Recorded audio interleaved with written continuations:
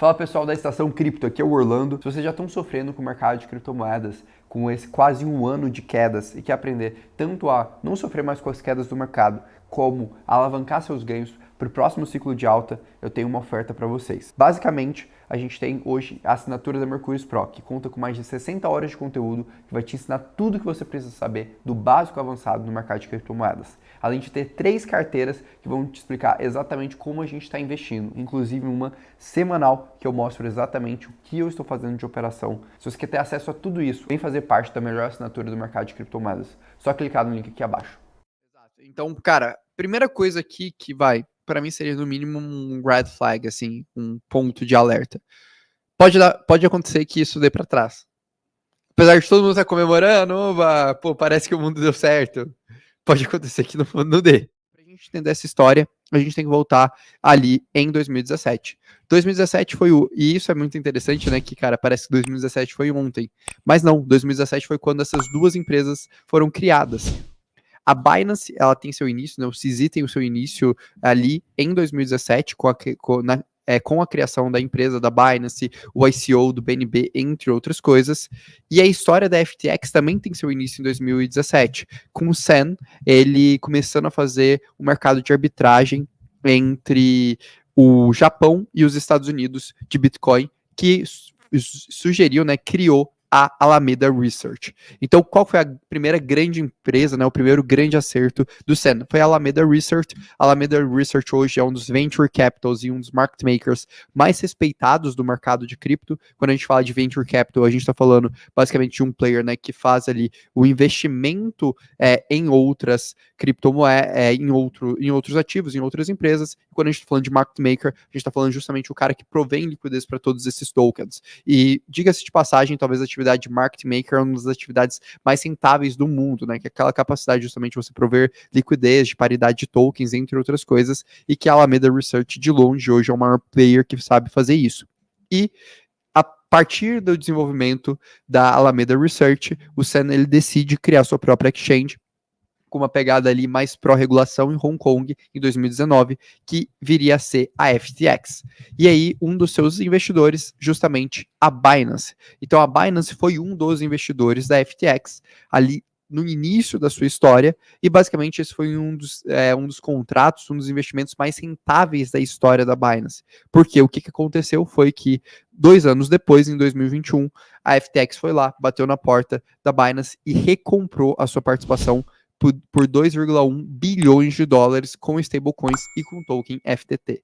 Desde então, a FTX começou a despontar no mercado de cripto, conseguiu trazer volume para si, começou a ser um competidor realmente relevante para a Binance, começou a entrar ali nos mercados que a Binance dominava e começou a incomodar, e principalmente começou a acontecer uma aproximação do ponto de vista regulatório do SEN com os principais políticos dos Estados Unidos. Então, talvez esse seja um dos pontos ali iniciais que mais são controversos quando a gente pensa nesse momento, né? Que foi justamente, por exemplo, o fato do Sen ser o segundo maior doador da campanha do Joe Biden na pessoa física.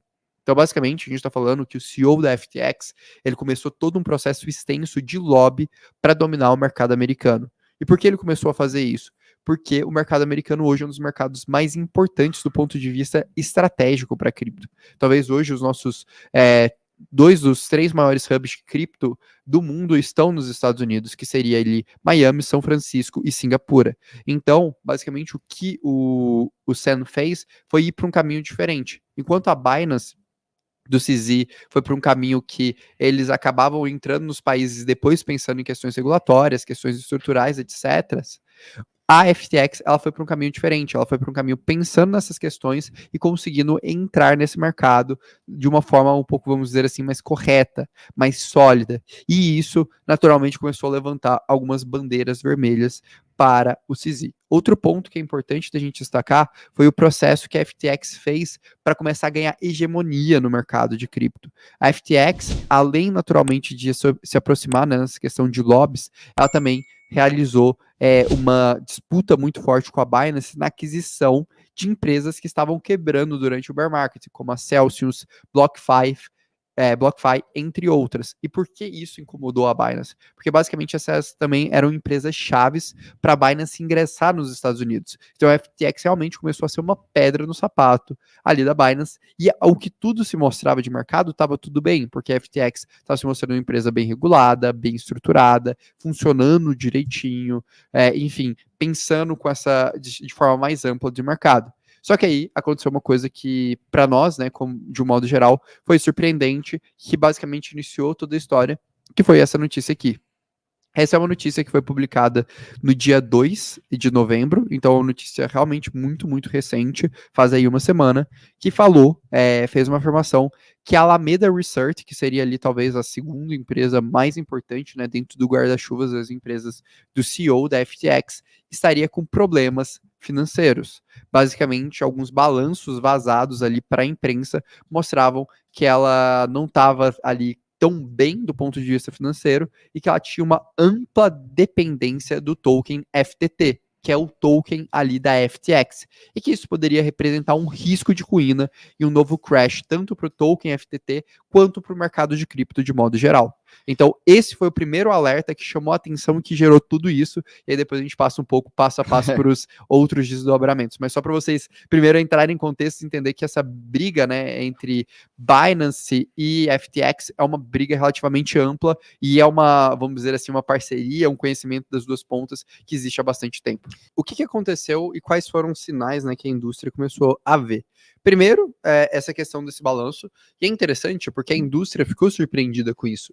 Quando saiu essa notícia, eu falo até por mim, assim, foi uma coisa surpreendente. Quando eu vi, cara, a Alameda Research insolvente, pô, não sei se faz tanto sentido, porque é um fundo de venture capital, então normalmente ele tem um portfólio muito diversificado, faz atividade de market maker, que é uma atividade muito essencial para cripto e que realmente ela é a líder do segmento. Todo mundo que, sim, que já conversava de mercado falava muito bem dos caras, falavam que os caras eram extremamente agressivos, que eram extremamente eficientes, conseguiam ali tirar uma grana muito boa, mas talvez o que aconteceu ali? Talvez a FTX ela acelerou demais o processo de crescimento dela. Onde que pode ter nascido o problema da FTX? Ela foi se alavancando, ela foi acelerando o processo, ela foi fazendo várias aquisições, e alguns rumores que estavam entrando no mercado era que a FTX ela não estava conseguindo honrar as compras que ela estava fazendo. Então ela estava indo lá, bidava a empresa, comprava a empresa, fechava o deal e depois voltava atrás. Até se a gente for parar para pensar, pô, o resgate da FTX para BlockFi foi um resgate relativamente estranho, porque eles conseguiram uma opção de compra extremamente barata, mas não exerceram. Ali talvez poderia fazer sentido, né, que os caras estavam se precavendo a um risco fiscal, alguma coisa, não sei. Mas esses talvez seriam ali alguns indícios. Mas o que realmente jogou esse ponto ali do ponto de vista mais negativo? Essa notícia aqui, falando que os balanços da Alameda eram extremamente dependentes do token da FTX, o FTT, e aí, em cima disso, o CZ fez um movimento que talvez foi o movimento que, enfim, gerou tudo isso que está vivendo. O CZ pegou e falou, a Binance, a partir de agora, a Binance, né, fez a saída dela na parte de equity, né, de participação da FTX, e ela recebeu 2,1 bilhões de dólares em dinheiro, em equivalente a dinheiro. Então, que basicamente eram stablecoins e token FTT. Dado as recentes revelações que vieram à luz, né, que justamente ele está citando a matéria que eu comentei com vocês, falando que a Alameda poderia estar dependente do FTT, ele fala, cara, a gente decidiu limpar todo o nosso booking de FTT. Então, basicamente, a maior exchange do mundo pegou e falou, galera, o negócio é o seguinte, não vou aceitar mais FTT, vou vender nossos balanços de FTTs. E isso levantou um medo muito, muito grande em todo o mercado. E aí ele ainda falou, galera, a gente vai tentar minimizar ali o impacto, a gente vai tentar fazer da melhor forma. Normalmente a gente fica holding com os tokens, mas assim, as notícias nos incomodaram.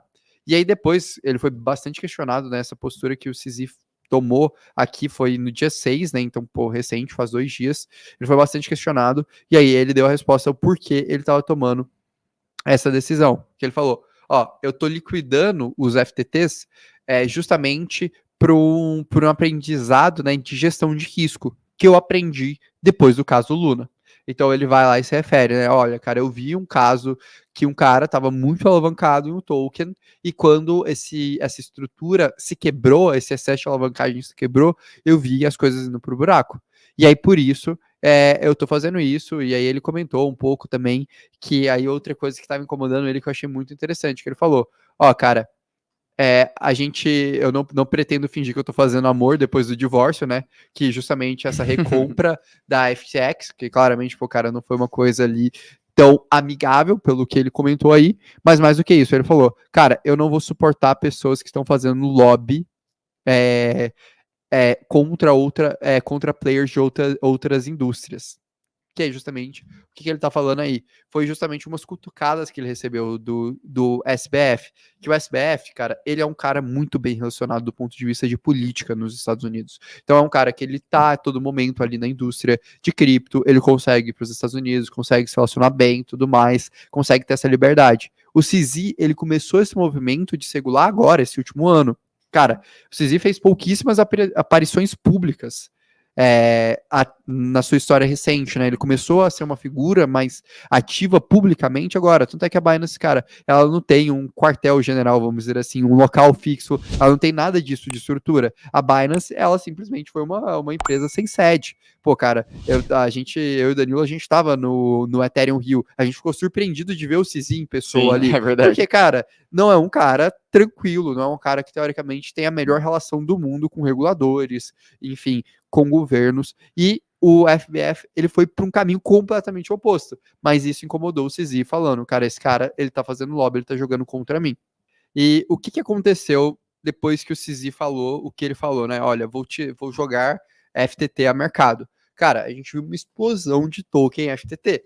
Então o volume de FTT cresceu pra caramba. E aí, o que aconteceu? O time da Alameda Research tentou se posicionar de uma forma forte. Então a Caroline, que é a CEO da Alameda Research, aí basicamente um dos braços direitos do Sam, pegou e falou, ó, CZ, vamos fazer o seguinte, vamos parar com essa loucura toda, eu compro todos os seus FTTs logo, e aí a gente fica de boa.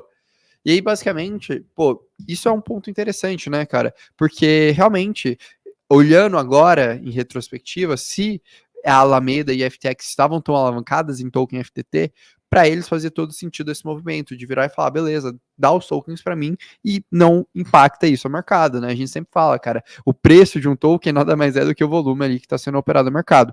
O CZ, naturalmente, não respondeu essa oferta. E aí, o que aconteceu logo em sequência? Cara, aconteceu um movimento massivo de saque da FTX. A FTX começou a sofrer muito saque em Ethereum, começou a sofrer muito saque em Bitcoin, muito saque em stablecoin, e aí a FTX começou a passar por um período de estresse. É curioso, né, você falar isso, que logo que você falou, o Claudio mandou, e agora, o que vai acontecer com a FTX, né? Será que eles vão honrar esses saques? Legal, legal. E aí o que começou a... E aí isso é um ponto interessante, né? Que eles passaram por um primeiro teste de stress no dia 7, ontem, e eles conseguiram honrar tudo de uma forma tranquila. Eles tiveram algumas instabilidades, alguns problemas, mas eles conseguiram honrar tudo de forma tranquila. Só que aí voltou à tona esse problema.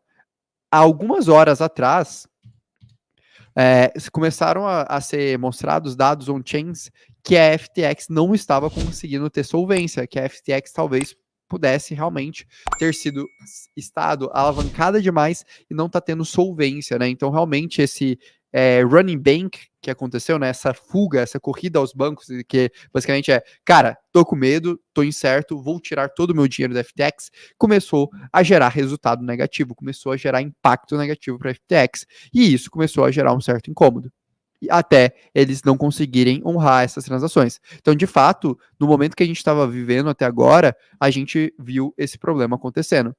E aí que entra justamente o desfecho dessa história, que foi o Sam vindo no Twitter dele falando, galera, eu tenho um anúncio para fazer para vocês agora, e falou, ó, as coisas começaram a ficar um pouco complicadas, e a gente acabou de fazer uma transação estratégica com a Binance pela FTX.com, com a questão de due diligence e outras estruturas pendentes. Basicamente, o que ele está falando aqui? Cara, a gente acabou de fechar um deal com a Binance no no mercado, vamos lá, de venture capital, normalmente a gente fala um acordo não vinculante. O que que significa isso? Que é você pega e fala, beleza, cara, vou te comprar, mas eu não tenho a obrigação de te comprar. Para eu te comprar, você precisa passar pela estrutura de due diligence, entre outras coisas.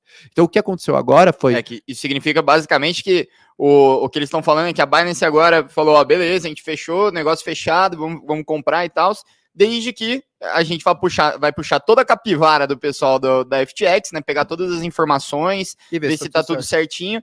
Caso todas as informações, né, deles estejam corretas, o processo vai para frente, né? Exato, exato. Então, cara, primeira coisa aqui que vai, para mim seria no mínimo um red flag, assim, um ponto de alerta.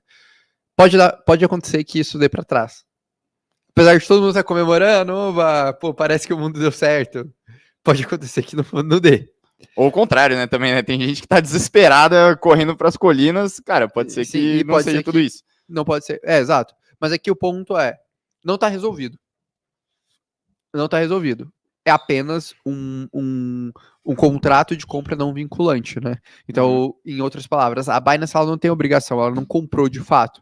Ela virou e falou, cara, topo, quero comprar. Você aceita? E aí a FTX falou, eu aceito. Então tá bom, vamos fazer o due diligence. Vamos verificar, vamos ver se todas as coisas fazem sentido ou não. Basicamente o que eles estão falando aqui. E aqui é bem interessante o tom, né? Que o Sam coloca, ó, cara, a gente tá se esforçando aqui para conseguir manter, né, a paridade 1 para 1, fazer todos esses processos. A gente ainda não conseguiu, a gente teve que pedir ajuda para Binance. Aí ele falou, cara, eu quero dar agradecer, né, ao CZ por todo o suporte que ele está fazendo à indústria, por ele estar tomando essa decisão, porque isso é um ponto interessante, né? Apesar de tudo isso que está acontecendo, não é interessante para a Binance ver o crash da FTX. Porque, cara, se a gente tiver um crash, se a gente tiver a quebra da FTX, uma corretora dessa magnitude, o que isso vai chamar de atenção para o mercado de cripto do ponto de vista regulatório, o que isso vai dificultar o acesso do mercado de cripto em outros países, entre outras coisas, é um ponto de muito alerta. Então, não é interessante para ninguém do mercado a quebra da FTX. Isso é muito importante da gente entender. Por isso que a gente está vendo essa postura aí do CZ e essa postura de modo geral, que ele foi. Mas o Senna, ele fez um discurso assim, bem meia-culpa, bem mais tranquilo, vamos dizer assim.